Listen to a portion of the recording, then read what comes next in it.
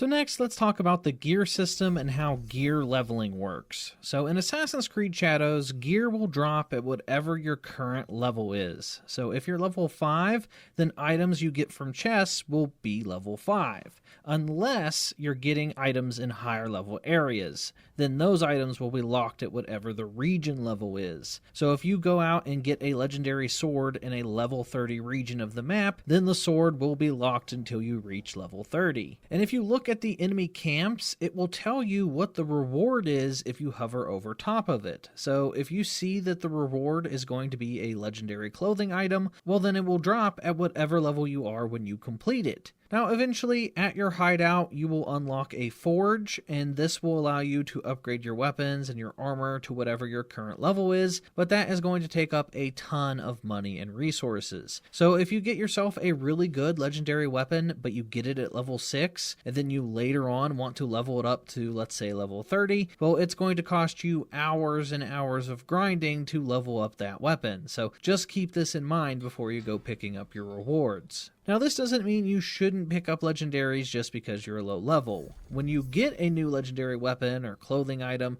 you will unlock whatever the legendary engraving is associated with that item. So let's say you pick up a new legendary and you get it when you're level 6 and it has a cool legendary perk that you really like. You can then take that legendary perk and put that legendary perk on whatever current weapon that you're using. This means if you want to go explore late game areas and you find yourself a crazy, let's say level 28 weapon with a really good engraving perk, but you're only level 10, once you upgrade your forge at your hideout to level 3, you can then apply this crazy level 28 legendary engraving to any of your current weapons of the same weapon type. So technically, if you want to turn on auto assassination and then go explore level 30 areas and unlock all the level 30 legendaries early on in your playthrough at like level 10, you can do that. Now, you won't be able to use the weapon itself until you reach level 30, but you will still unlock that weapon's legendary ability that you can then engrave on your weaker weapon. So I personally did this in my playthrough. I went around and collected all the late game legendaries that had really good effects, and then I took those effects and put them on my low level weapons, and that actually helped out a ton.